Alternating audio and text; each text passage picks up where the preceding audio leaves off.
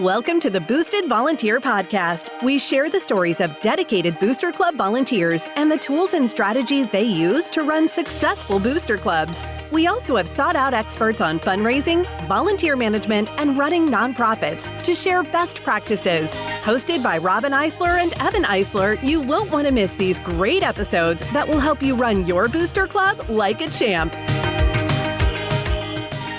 Welcome to the Boosted Volunteer. Today we're talking to Haim, who is the founder and CEO of Glossy Finish, an award-winning photography company that combines amateur sports and professional photography. If you've been to the AAU volleyball nationals or the Ripken baseball facilities, you've seen Haim and his team out there taking pictures. He founded the company in 2006. It's grown like crazy since then, and he has just a special place in his heart for youth sports photography. So today we're going to learn all about that, Haim, and some of the things that booster clubs can do to leverage photography and take advantage of it. So welcome. Thank you. Thank you for having me, Robin. Well, tell us a little bit about Glossy Finish. So you've got, you do specific photography, but then you also help thousands of amateur photographers. We do. So Glossy Finish was actually founded in 2006, and it kind of came out of, I don't want to say a need, but a desire to up-level the youth photography market. So I had kids playing sports. I was coaching, taking pictures as a dad with a camera. And I realized that there just wasn't a lot of good, professional photography at the youth level, especially trying to deliver on-site. What I mean by that is instant gratification. So I founded Glossy Finish back in 2006 as really a company that allows professional photographers, professional photography at the youth sports level. And the difference that we brought to the industry was that we were able to deliver our images on site, meaning families could come, they could interact with our photos via laptops that we had on site. We ended up building a mobile photo trailer where they could come in and view their photos, and we would print everything, and it just grew and grew and grew. And then around 2013, I was approached by LifeTouch, which you may know. It's a large school photography company. They acquired us, and we became part of LifeTouch. And that was just a great experience for us because we were able to learn so much about how to negotiate deals and how to win new contracts and things like that. And, the Glossy grew within LifeTouch. But then LifeTouch around 2016-17 started having its own challenges in the school photography side, the head shoulders photos, as they call it. And they were going to shut down the sports division, which myself and Glossy were a part of, Glossy Finish were a part of. So they offered basically for us to buy the company back.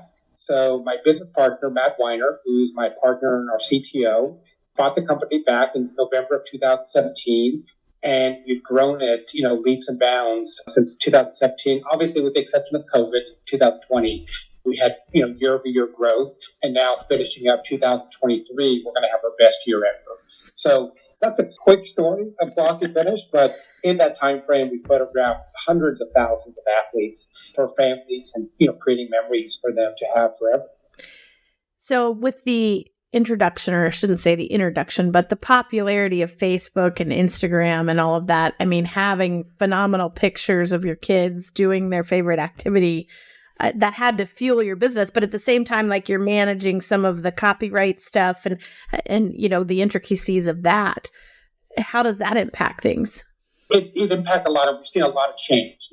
Obviously when Apple introduces a new iPhone or, Samsung introduces a new Android phone, the cameras keep getting better and better.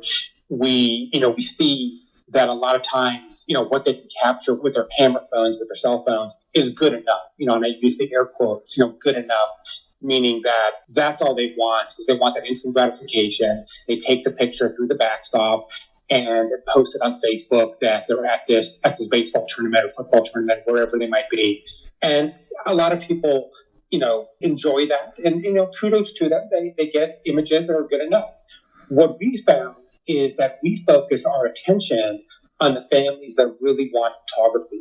So we pivoted our business model about 12, 13 years ago, and we only photograph families who put down a deposit or prepay us for a digital photo package.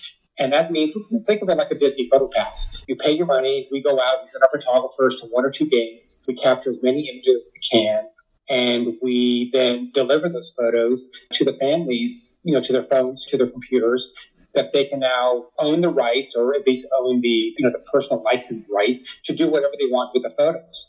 And that model really, when we pivoted to that, kind of became a hockey stick for us. Using the business term hockey stick, became really successful because we found that we weren't wasting a lot of labor, a lot of time photographing random kids whose families had no desire to purchase any photos. So the prepaid model in the youth sports market really took off for us. The other thing that's important is we view photography as a service, not as a product. So we get compensated for our time, and then we deliver photos. I think too many photographers value how an image is presented, the final product to a family, as opposed to the time it took to create that product. We flipped that on its head and said, let's get paid for our time, let's get paid for the service, and then we can give the families all the images that we captured while we're photographing for them. And there was a lot of pushback, and there still is. A lot of photographers say, well, for X number of dollars, I'm going to come out and photograph the game, and then for X number of dollars, I'm going to sell you X number of images. And it becomes very, very, very convoluted, very discombobulated for parents to kind of think through the pricing guide, the menu, of products. We said, hold on, let's do a set price, get paid for that, and then we photograph and give them all the images that we captured. And that's worked for us incredible. Right now, we average about 14 to 15,000 athletes a year that we photograph exclusively. That's awesome. So just take a step back for a second. So with Glossy Finish, you do these big tournaments and you do mass photography and all of that. But you also mentor and help local photographers deliver their images in the same way.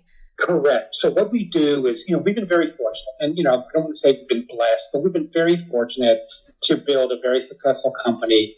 And Matt Weiner, my business partner, and I, a few years ago said, how can we give back to the industry?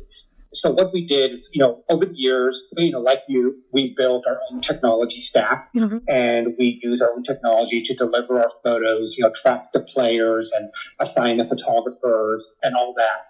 We took a sliver of our technology and created a community called GF Crew.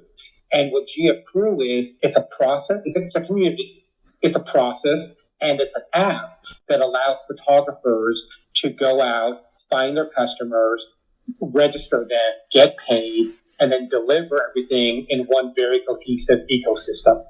And that's grown. We've been at that. We started GF Crew about 3.5, 4 years ago. And now we have a Facebook community that's about 6,100, 6,200 members, and quite a few of them are using the process and the app on a weekly basis. And a lot of them are high school, photographers that go out and photograph, the freshman or the JV or the varsity sports at different high schools around the country. And because the community is so large, we have photographers in, I think, 48 of the 50 states right now. So it's been really, really great.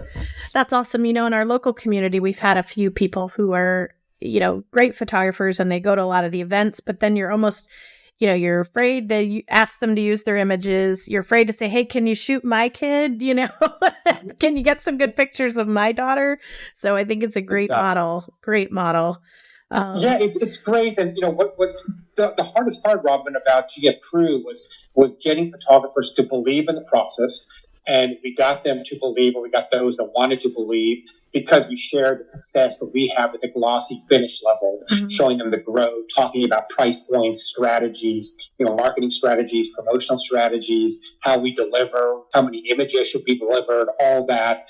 And those that have really embraced GF Crew, the process and the app, it's a great side hustle for a lot of photographers. And we're also finding that a lot of wedding photographers and a lot of portrait photographers are signing up for GF Crew because they want to fill in their calendar with events that they normally wouldn't be doing.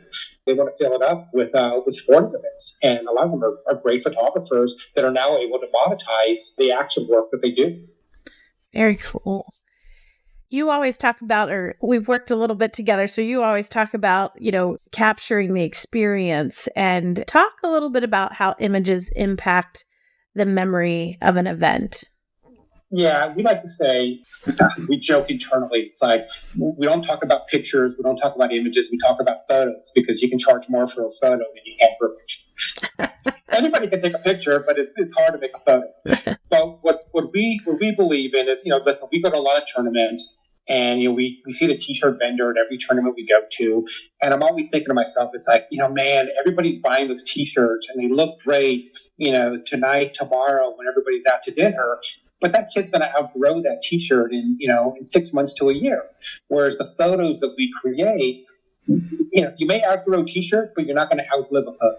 Yeah. And, we have found, the term that everybody is hearing, the experience economy, right? It's people, instead of giving gifts, you go out and you do experiences. You take your family, on vacations, you go to amusement parks, et cetera, et cetera.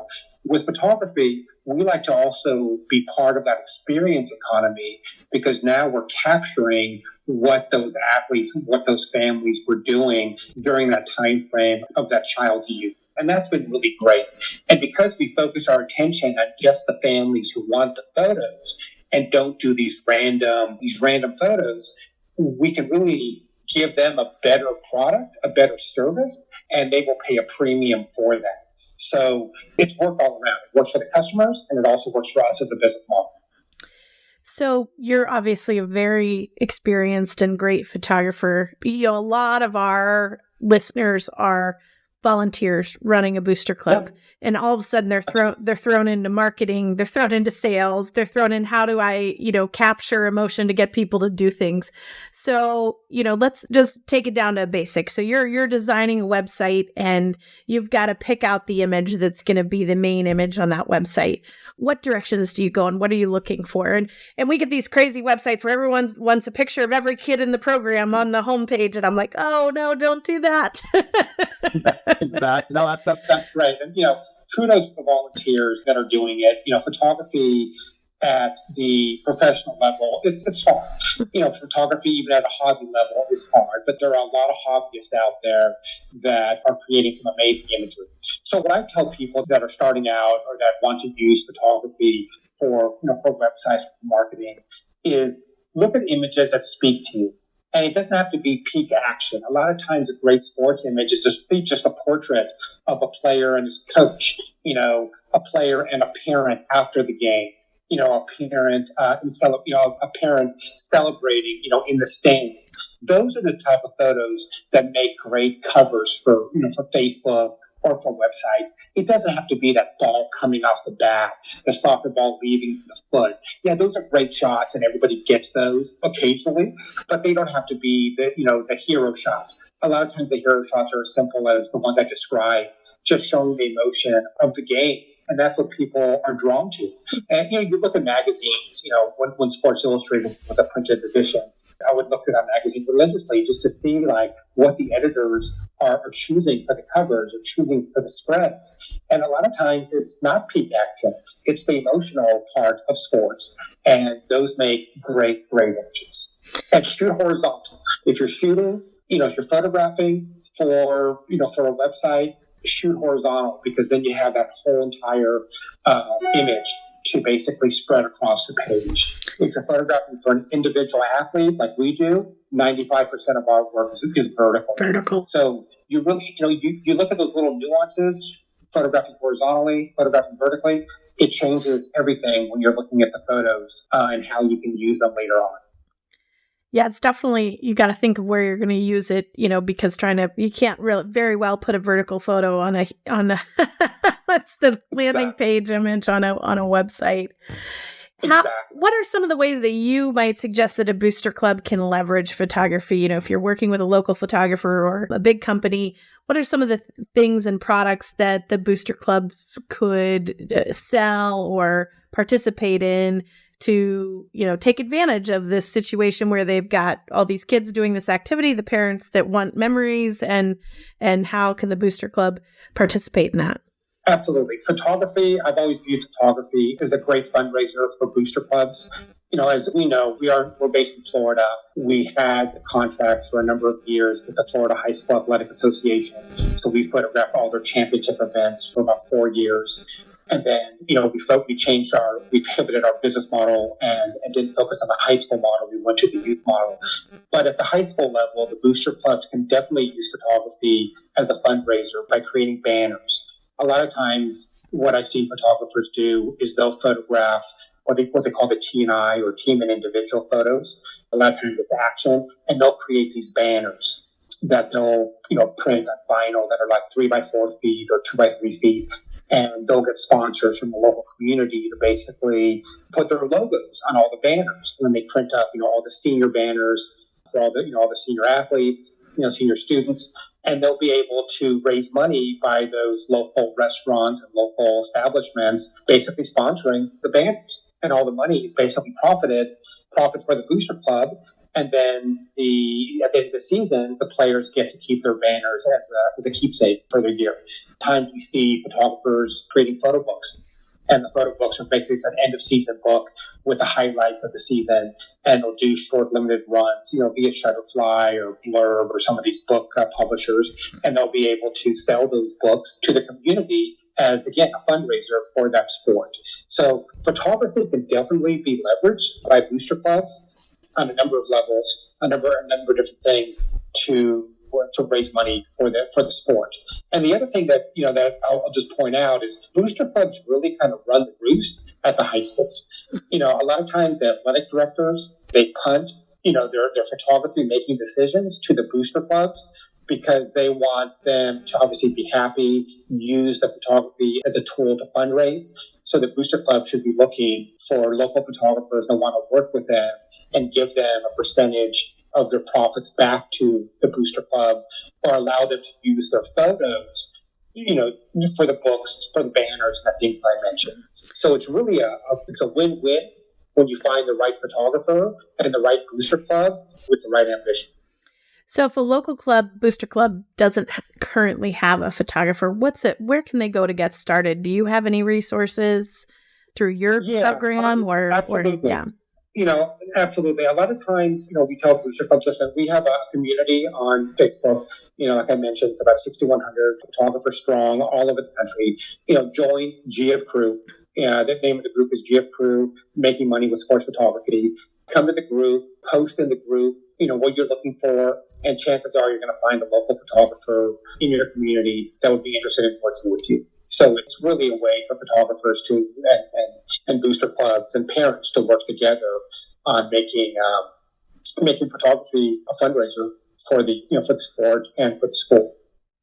Yeah, I'm part of your group, and I see on there a lot. I'm looking for a photographer in Fort Lauderdale or outside of Dallas, and you have so many people around the country. People pop up very quickly. It's amazing. Correct. And another idea for the boosters is, if there's still a local paper, if those still exist, Robin, remember the newspapers that would be tossed at your doorstep? If they still, you find a local sports photographer, that covers the sports for the schools, and you ask, him or her if they'd be interested in working, with the booster club on different projects and different sports. And chances are, they'd like to find a win-win situation for them that they can make some money by photographing when they're not, photographing for the newspaper. So it's a good way. Again, photography, I think, is a great resource for booster clubs to make money. I like the wedding photographer idea because they're opposite schedules, right? They're usually working on the weekends, not during the week. So that would be a great way to... Wedding photographers, portrait photographers, there's a lot of talented people out there that are, spreading their photo wings because they want to fill in that calendar, as I mentioned. We talked just a little bit when we started about use or sharing and copyright and all of that. I know it's kind of a touchy subject. Suggestions on that and how to do it right and how not to... Yeah, absolutely. Obviously respect copyright. The artist, the creator owns the copyright, but make sure you get a signed agreement. It's a simple one-pager. They're all over the internet. You can find a photo release. And just make sure that the booster club and the photographer are on the same page, literally, and making sure that the photos captured can be used, on the banners, in the photo book, in the yearbook, and things like that. And as long as you can make it a win-win for the boosters and the photographers, and the photographer would consider winning if they get paid for capturing the images from the families, and then they can give the images to the booster club for no additional cost. For the boosters can use the money to make money. The boosters can use the images to make money as a fundraiser. And that's really it. I mean, you don't want to get into the whole thing of the copyright. Again, I understand copyright law intimately. I used to run a stock photo agency, so I know all about rights managed and royalty-free images. But I also know that in this world, you need to simplify things. And when it comes to photography, there's a lot of very simple agreements that basically say that the photos captured are owned by the photographer, but they can be used by the boosters for this, or that. And, keep it simple. I'm a big believer in the KISS, KISS strategy. Keep it simple, stupid. That's right. So in addition, or keep it super simple. Super simple, right? Let's use that one. So GF Crew on Facebook, I know that's a super active group. Any general suggestions on photography groups on social media that booster clubs might want to follow or connect with? Yeah, absolutely. No, that's a great question. So there are two groups that I actually follow as well. One of them is called Sports Photography for Parents. Okay. It's really parents that cover their own, children's sports. They want to get advice on, camera settings, lenses, what manufacturer they should be, considering, what camera bodies are the best, etc. So that's called Sports Photography for Parents. And another one that's very active is called All Sports Action Photography. And that's it's more leans towards the professional. But there's a lot of amateurs, a lot of hobbyists on there that are posting images along with all their camera settings and things that then other photographers can comment and give, creative and constructive criticism on different photos. And those two groups are highly active. And again, I'm a member of both of them. And I would recommend that anybody interested in photography would be able to do that. Awesome. That's super, super great feedback. It's always hard. You're not in any of those groups and you don't know they exist. And then all of a sudden you find them and you're like, there's a whole world here that I didn't even know about. Exactly. So you've been behind the lens at a lot of events and seen a lot of things. What's the craziest thing you've seen, at a youth sporting event or a high school event? What's the craziest? There's a lot of great athletes out there, and there's millions and millions of images captured on a daily basis, a weekly basis. I would say, some of the stuff that we see, these amazing catches, these amazing moments, jubilation, the jube shots as they call them after a home run is hit, all the team, running out to the plate and hugging the player, walk off home runs, game winning touchdowns, but. We've seen some crazy stuff. We've seen kids, plow into fences. We've seen, catchers, flipping over backwards trying to make a catch. Football players leaping over, defenders. And just a lot of great stuff out there. And, it's not all going to make ESPN's top 10, but it is going to make a great memory for the families that are purchasing those photos for their as keepsakes. Okay, so this wasn't on our question list, but you photograph these giant events like AAU volleyball. Yeah. What's that like with that many people, that many kids, that many photos? Just give us a peek inside that. Right. It's controlled chaos. So AAU volleyball, we used to do this tournament. We still do this tournament called AYF, American Youth Football. We're actually going to be doing it in about a week or so. American Youth Football was huge. It was like 200 football teams, and then we did 250 cheer teams, a 9-day event. And then we got a call from AAU, and they said, we'd like you to do our national volleyball tournament. I'm thinking, okay, there might be, 200, 300 teams. 6,000 teams, 70,000 athletes over the course of 3 weeks held in a convention center with 152 volleyball courts. Talk about a logistical, I don't want to say nightmare, but just sheer logistics. We had a staff on a daily basis of upwards of 30 people. Half of them were photographers. Some were sales. Some were graphics. Just organizing and controlling, where our staff was, what customers were signing up for photos, where to send them.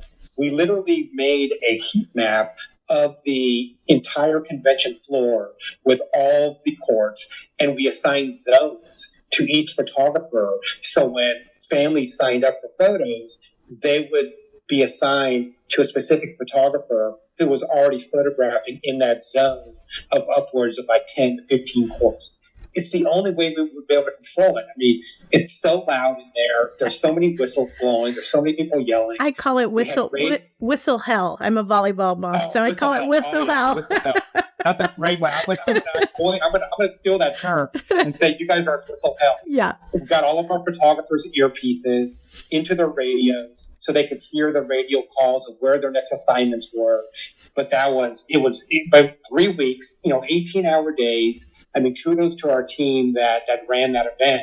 And because of the success that we had, they've already asked us to come back for 2024 and do the event again. It's going to be bigger this year. It's going to be close to 7,000 teams and about 85,000 athletes. Instead of 3 weeks, it's going to be 4 weeks now. So, wow, that's the biggest event we've done today. You have to. You have to have been to AAU to appreciate it. I'm proud to say my daughter's team won 3rd place one year. So it was the most awesome experience of all of her sports, and I think they played 4 or 4.5 days the way their schedule worked out. They do. You're absolutely right. So they have the wave. You understand the wave. They have the AM wave, the PM waves. And volleyball was new to us. We honestly never really photographed a large-scale volleyball tournament. We did some smaller local ones, in the Jacksonville area, just to kind of see how it was, and did okay with them. But then when AAU came calling, and we did this, we had to learn the lingo, we had to learn the process, how substitutions come in and out, how many what the heck is a libero? It's like this all new to me. You're talking about a guy who knows baseball, softball, and football pretty intimately. Yeah. And all of a sudden, now we're photographing volleyball for profit, and we have to figure it out really fast. Love it. I love it. Well, it was fun to follow you guys this summer while you did it. I really enjoyed it. So. Thanks. Well, we're actually doing a warm up to it in this coming spring. Another AAU event. It's going to be much smaller. Only 300 teams. Oh, but it's a 2-day event. It's called their Spring Classic.